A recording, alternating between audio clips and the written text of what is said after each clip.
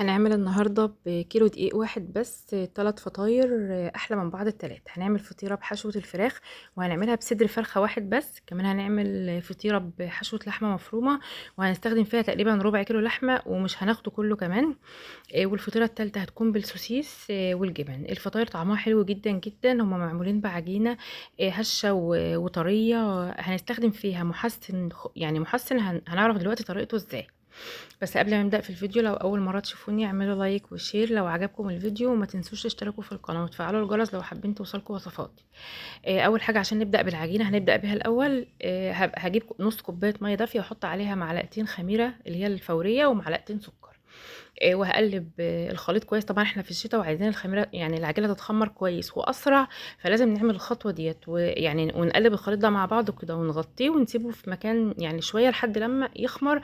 ده بيسرع من تخمير العجينه.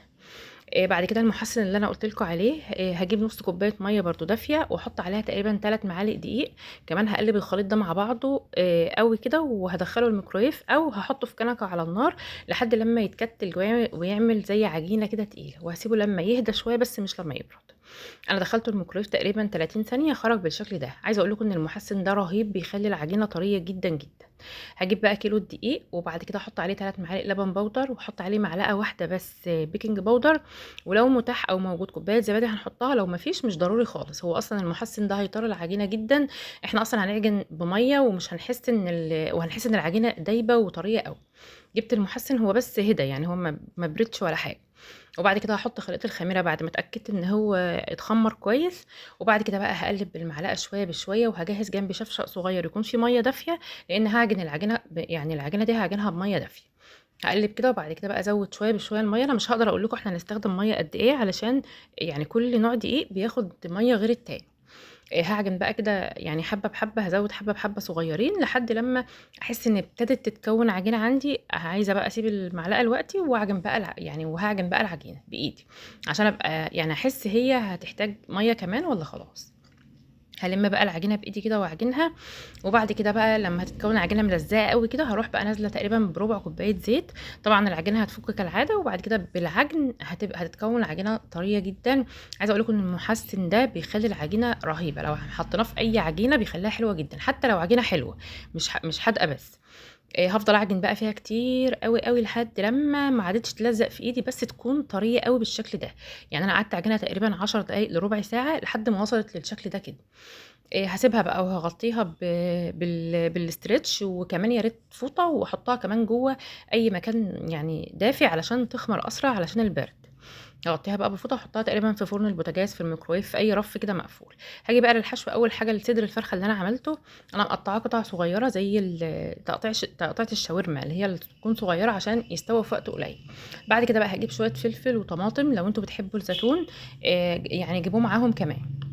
وكمان بصل. هاقطّع بقى الخضار تقطيع ما يكونش صغير أوي، علشان أنا عايزاه يكون طعمه ظاهر. حتى أنا هاحطه في الآخر في السويّة علشان مش عايزاه يتهري أوي. بعد ما قطّعت الطماطم والفلفل هاجيب بصلة، هاخد يعني بصلة كبيرة هاخد جزء منها وهاقطّعه كمان معاهم. يعني هنحط كمية الخضار تقريبًا الكمية اللي أنتم تحبوها، بس أنا باحب الخضار يكون كتير. بعد ما قطّعته بقى هاسخّن طاسة على النار واحط فيها حبة زيت صغيرين. وبعد كده لمّا الزيت يسخن هانزل بالفراخ لوحدها. أنا عايزة الفراخ تاخد يعني طشة كده في الأول علشان تفضل طرية وما تنشفش وتحتفظ بالسوائل بتاعتها. مش هاضيف على الفراخ أي حاجة خالص غير لمّا تاخد لون من جميع الاتجاهات أو لونها تقريبًا يغيّر. يعني هافضل بقى أقلِّب فيها كده لحد أمّا أحس إنها يعني أخدت لون من جميع الاتجاهات. بعد كده بقى التوابل اللي هاحطها عليها، هاجهّز بقى شوية ملح وفلفل وتوم أو توم وبصل بودر وبابريكا، ويا ريت بابريكا مدخنة وشوية كركم أو توابل فراخ. لو حابين تزوّدوا توابل تانية زوّدوها. طبعًا أنتم حاسين إن التوابل كتير، بس أنا مزوّدة علشان الخضار كتير وهاحطه عليها دلوقتي. هافضل بقى أقلِّب لحد ما الفراخ تاخد سوية تقريبًا 10 دقايق. هانزل بالخضار وهافضل معلية النار. أنا مش عايزة أوطّي على النار علشان أنا مش عايزة الخضار يعني يستوي أو ينزّل مَيّة كتير. أنا عايزاه بس كده يعني يتشمّع شوية مع الفراخ. وياخد سوية مثلًا يعني 50% تقريبًا أو أقل كمان، يعني عايزاه يفضل شكله زي ما هو ما يتهريش، أو الطماطم مثلًا نلاقيها استوت بقى واختفت، لأ أنا عايزاها زي كده بالضبط. هانقلهم بسرعة بقى في أي طبق علشان ما يكملوش سوية في الطاسة، وهارجع بقى أحط طاسة تانية وأسخّنها بس من غير أي حاجة، يعني هاتأكد إنها سخنة كده بإيدي من غير ما أحط فيها دهون ولا حاجة، وهانزل بيها بربع كيلو لحمة مفرومة. هو فيه دهون كتير، فأنا مش عايزة أزوّد دهون فيه ولا حاجة، شوية شوية كده على النار هنفضل نقلّبه هنلاقيه هو بينزّل الدهون بتاعته، وهي الدهون هتسويه، مش هاحتاج إن أنا أزوّد دهون فيه. وهاجي بقى أجيب بصلة وطماطماية وفلفلاية ويعني وعايزة أضربهم بالهاند بلندر أو بالكبة علشان أحطهم على الخليط بتاع اللحمة. هاضربهم بقى كويس، أنا طبعًا حطيت جزء بس صغير منها لحد لمّا يعني يتضرب شوية، وبعد كده هانزل بالباقي عليه، ونكمّل ضرب بقى خالص لحد لمّا ينعم أوي، يعني أنا عايزة الخليط يكون ناعم جدًا. لو عندكم جزر ممكن تزوّدوا جزر عليه كمان هيبقى طعمه حلو جدًا. يعني هيضربوا بقى هنضربه لحد لمّا يبقى يعني كلّه اتضرب كويس خالص، وبعد كده بقى هنقلّب اللحمة تقليبتين، وبعد كده هننزل بملح وفلفل بس على اللحمة، أنا مش باحط أي توابل على اللحوم غير ملح وفلفل وممكن حبهان أو توابل لحمة قليلة أوي، بس أنا عامةً هنا حطيت ملح وفلفل بس. هو كفاية أوي بيدّي طعم حلو جدًا للحمة، اللحمة مش زي الفراخ ما بتحتاجش توابل كتير. هانزل بقى بالخليط اللي أنا ضربته ده، الطماطم والبصل والفلفل، وهاقلّب بقى يعني هاقلب بقى كويس خالص على اللحمة لحد لمّا يندمجوا كلّهم مع بعض، وبعد كده ممكن أزوّد شوية صلصة طماطم دي أنا مسبّكاها في البيت أو معلقة واحدة بس من الجاهزة. وهنقلّب بقى كويس وهنسيبها لحد لمّا اللحمة يعني والبصل وكل حاجة تستوي كويس جدًا. هي تقريبًا هتاخد يعني من ربع ساعة لتِلت ساعة، على ما هنخلّصها هتكون العجينة اتخمّرت. هافضل بقى أقلّب فيها كده كل شوية وأهدّي النار عليها شوية لحد لمّا تستوي. وبعد كده هي تقريبًا كده دخلت في السِوِّ خلاص، بعد كده بقى هاشوف العجينة، هالاقيها طبعًا اتخمّرت خلاص أهيّة واتضاعف حجمها ويمكن أكتر كمان. هاخد بقى كل فطيرة هاعملها في صينية، أنا هاعمل 3 فطاير، الكيلو ده هيعمل 3. أول واحدة هاخد جزء منها من العجينة هافردها وهافردها رفيّع، أنا مش عايزاها تكون تخينة. يعني هاعملها بالشوكة كده علشان يعني ما تعلاش لمّا تدخل الفرن، أنا مش عايزاها تعلى عشان هي هتبقى طبقتين. أول واحدة هاعملها بالفراخ، هانزل بحشوة الفراخ، أنا كمان ما استخدمتش كل الحشوة، هي الحشوة كمان عشان فيها الخضار زوّدها أوي، فهاستخدم كمان جزء بس من الحشوة لحد لمّا الفطيرة لمّا العجينة كلّها تتملى طبقة كبيرة من الفراخ. بعد كده بقى لو حابين نحط عليها جبنة شيدر، الشيدر دي اللي بتسيح، ممكن نحط عليها أو ممكن نسيبها كده كفاية، أو أي نوع جبنة. هاجي بقى الوش بتاعها هافرده على أي مفرش أو على الرخامة يعني كده لحد لمّا يتفرد معايا، هي العجينة اتخمّرت كويس مرتاحة كويس، يعني هتتفرد معايا بسهولة خالص. هاشيله واحطه على فوق الفطيرة، حتى لو اتعوج أو اتعمل أو يعني ما نزلش مضبوط هيتفرد معايا وهيبقى كويس خالص، هيبقى مضبوط زي ما أنتم شايفينه كده. هاحاول أقفّل كده على قد ما أقدر في الطروف عشان الحشوة يعني أمّا يدخل الفرن الحشوة ما تطلعش منه. أنا كمان هاعمله كده وهاحط على وشه بقى، إحنا مش ضروري إن إحنا نعمل يعني صلصة بيتزا. هي أصلًا يعني ديّة الفطيرة دي زي البيتزا وهي فيها توابل كتير من جوّه عشان فيها لحمة وفراخ، فأنا بس ممكن أعمل الوش كده بشوية صلصة أو كاتشب، أنا عملتها بكاتشب.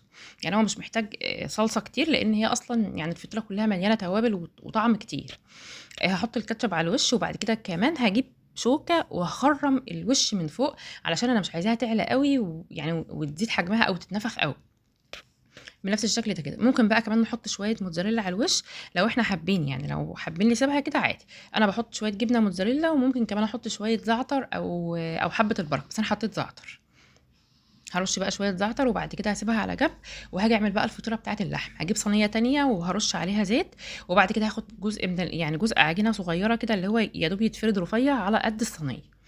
هافرده معايا هتتفرد كويس خالص، وبعد كده بقى لمّا هتتفرد كويس هاجيب برضه الشوكة نفس ما عملت في الفراخ هاعمل في اللحمة بالضبط، هاجيب الشوكة وهاخرّمها كده عشان ما تعلاش، هي أصلًا كمان رفيّعة، وهانزل بجزء من اللحمة على قد لمّا العجينة هتاخد، يعني هو اتبقى من اللحمة كمان. هافردها بقى كويس خالص كده بجميع الاتجاهات حتى في الطروف عادي، وبعد كده بقى ممكن أحط جبنة شيدر كمان، أنا حطيت برضه شيدر اللي هي اللي بتسيح. هاجي بقى الوش بتاعها برضه هياخد جزء من العجينة على قد الوش وهافرده وهيتفرد معايا، هاشيله واحطه بالراحة فوق الصينية، هيتشال برضه ويتحط معايا عادي. بالشكل ده كده هاحطه بقى وهاضبطه كده هاحاول أقفّل، يعني هاشد كده في العجينة هتتشد معايا عادي هي مرتاحة، وهاقفّلها بقى كده بالراحة من الطروف عشان الحشوة ما تطلعش منها. بنفس الشكل ده كده هاضبطها بقى خالص زي ما عملت في التانية بالضبط.